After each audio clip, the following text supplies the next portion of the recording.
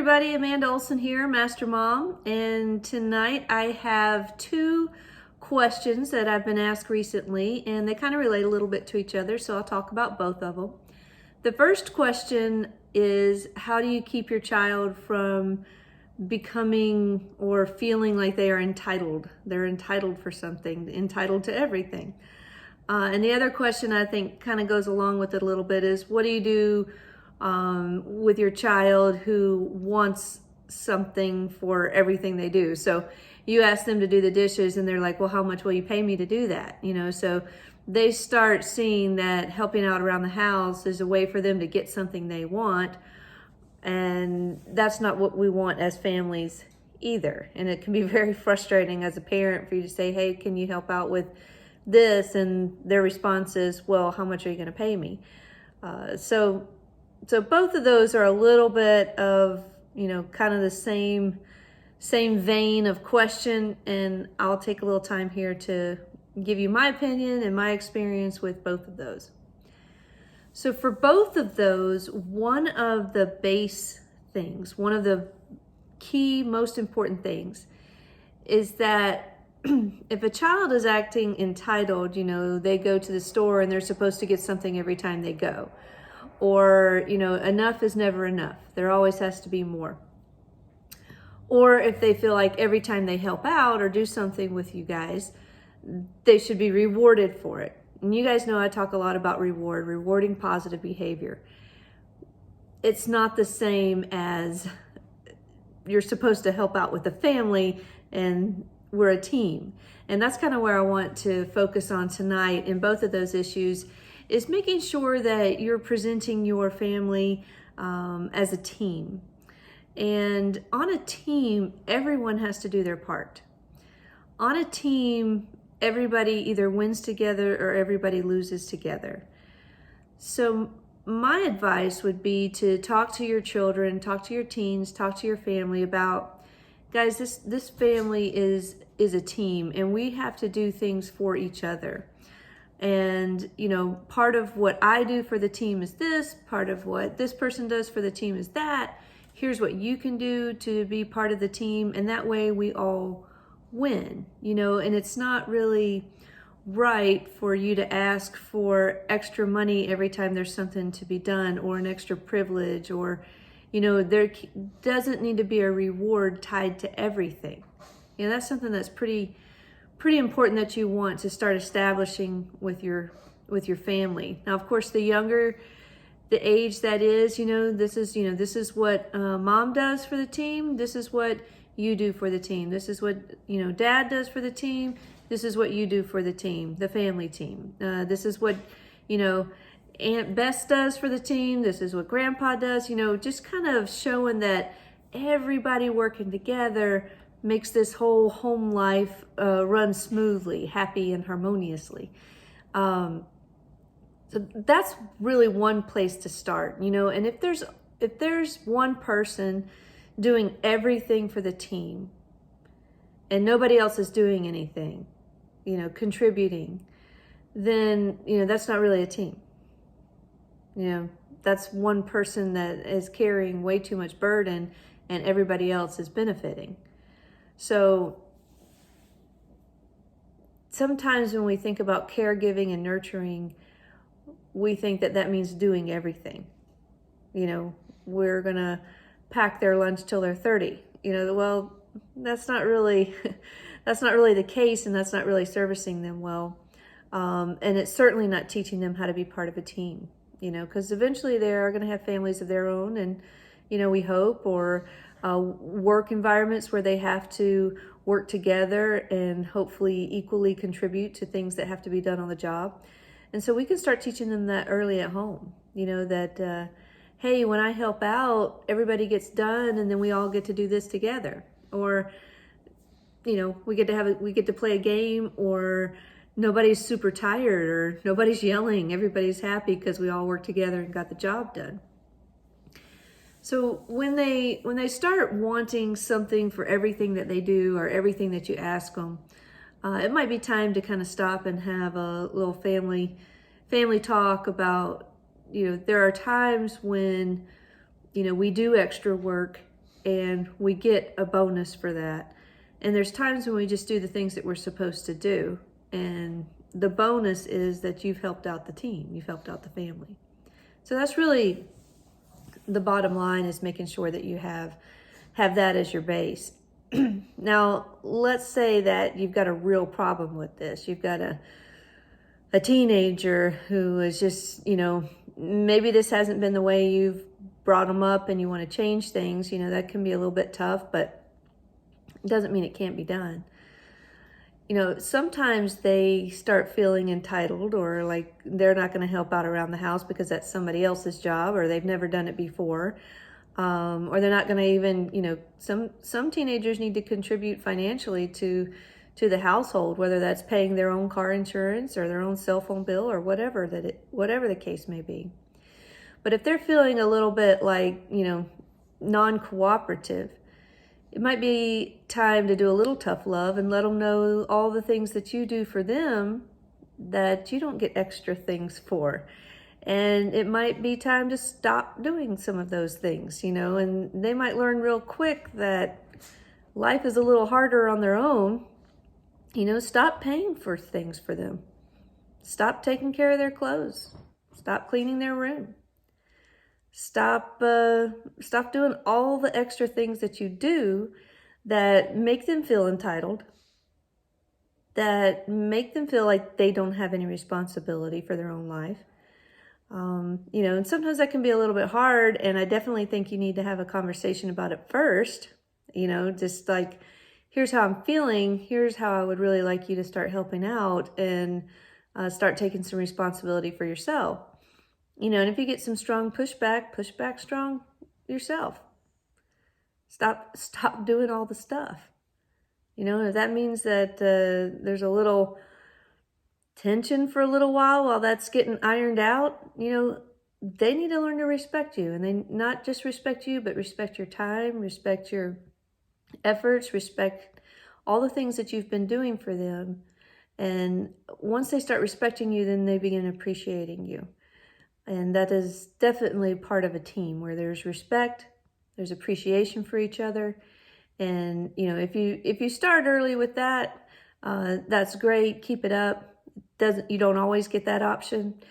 If you are having to make a change, sit down and talk about it, and be honest with your feelings. Not yelling or screaming or accusing, but just say, hey, maybe even take some responsibility yourself. As I really haven't done the right thing for you by doing everything for you. So what are some things that you can start doing on your own that don't require me doing it for you? And let them have kind of a hand in worth that decision making. Or, it's time for you to start contributing to some of the expenses. Kids' expenses are big.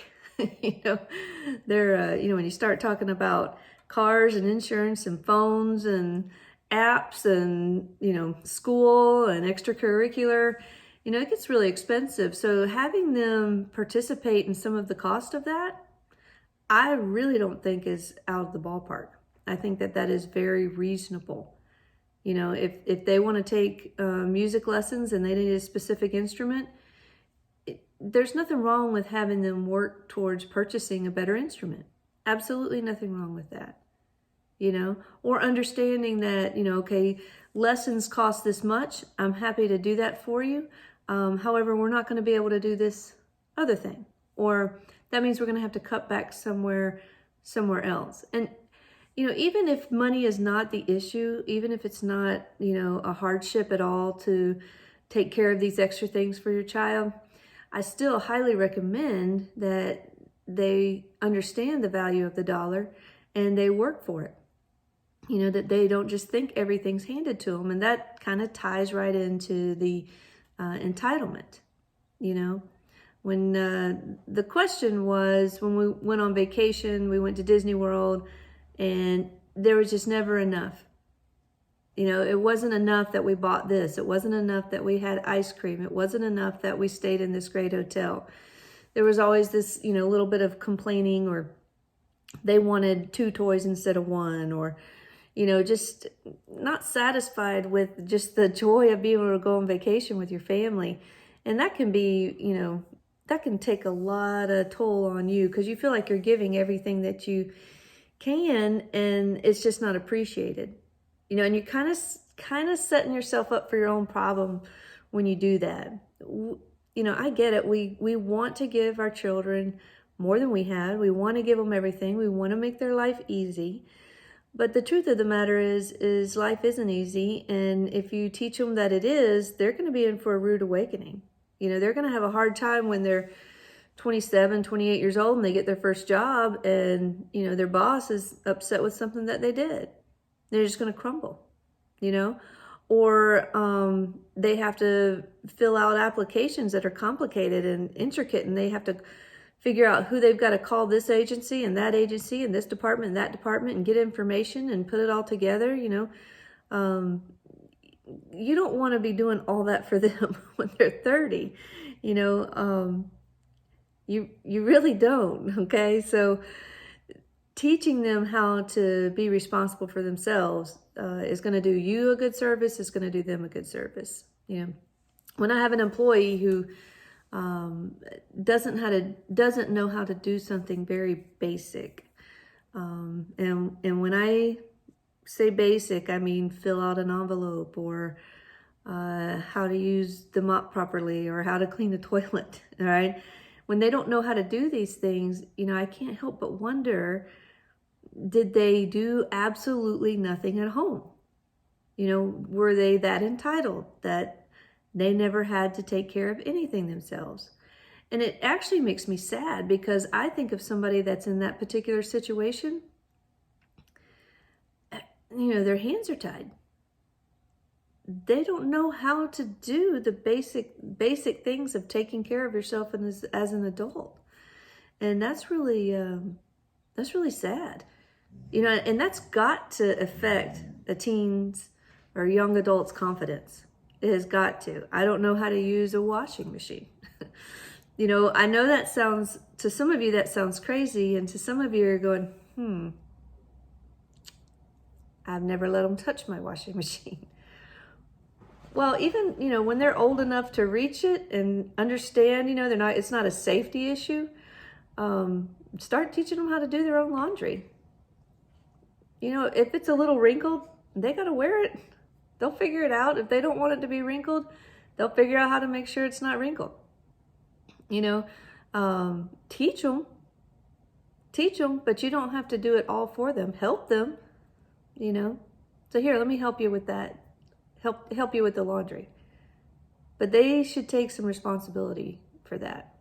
Again, keep it safe. You don't want them pulling stuff out of the stove when they're 7 years old.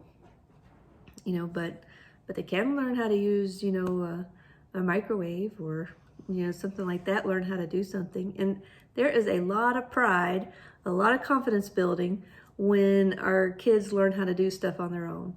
I remember when I was a little kid and I wanted to tie my shoe. And my mom said, well, when you're about 5 years old, you'll learn how to tie your shoe. You'll know how to do it, And then she tells me this story. I don't remember it myself, but she tells me, on my 5th birthday, I got up and she came in my room and I was crying. And she was like, what's wrong? And I said, well, you told me when I was 5, I knew it would know how to tie my shoe. And I was sitting there trying to tie my shoe. And of course I didn't know how to do it. And of course we laugh at that, but at the moment she was like, well, I better teach this girl how to tie her shoe or it's going to be a rough 5th birthday. So, just knowing that children take pride in being able to do stuff on their own is a reason to not give them this super entitled life.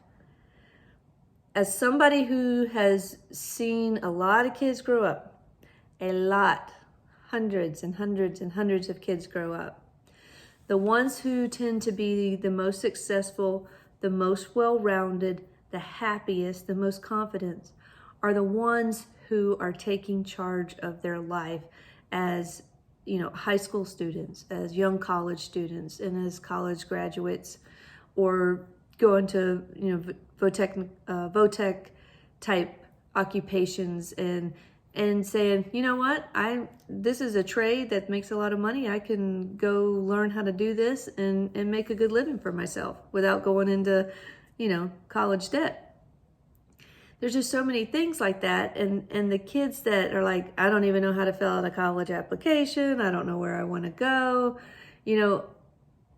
I see them as feeling handicapped in a lot of ways, and then it starts to seem like, well, that guy got the lucky break, or this person got the lucky break, or, nothing good ever happens to me. And quite honestly, we all know that when, you create your own luck, you have to take charge of that.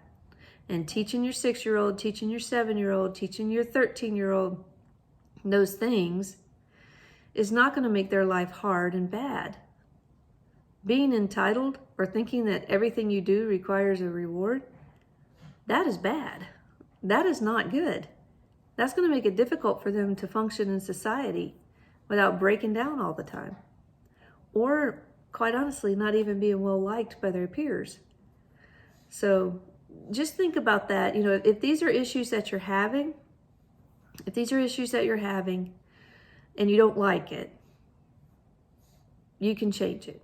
It may take a little time, may take a little patience, but you can change it. If these are issues that you're seeing that, maybe I've brought some light on a subject that you didn't realize, whoa, I have really set my child up for not being able to take care of themselves, you can change it. You can start teaching them now how to do things. So, I didn't get it all right 100% of the time. I did stuff for my kids too long on things, and they still have to learn it at some point. They still have to learn how to adult, and you can teach them young and they can figure it out on their own, or they can make a lot of big mistakes and you're going to have to teach it to them later anyway. Or somebody else is going to teach them. Life is going to teach them. And quite honestly, for my kids, I want to be the one teaching them things. I want them to, especially in terms of character and values and things like that, and I know you want that for your children too. You want when it comes to integrity and courtesy and self-control, those sorts of things, you want your child to know what your values are, and you want to be teaching them those things. So take the time. Everything has to be taught. One of the funniest things that I remember learning as a young teacher was that children had to be taught how to do a jumping jack. You just say, okay, 5 jumping jacks, and a 4-year-old just really doesn't know how to do that unless somebody has shown them how to do it. And it's still a comical thing to watch, but I always remember that lesson. Everybody has to be taught everything. People even need to be taught how to do a jumping jack, or a proper push-up for that matter. But anyway, Master Mom, thank you guys for listening. Hopefully that was helpful in changing the course of things, or making sure that you never get down to this entitled feeling that you might have with your kids. Teamwork, if your family is a team, you are the team leader. You set the rules, you set the boundaries, you set the tone, and you are supposed to have fun living life together as a great team. All right, have a great evening, and I hope my dog wasn't too distracting. She seems kind of bothered that we're videoing right now. That's Rosa. All right, good night.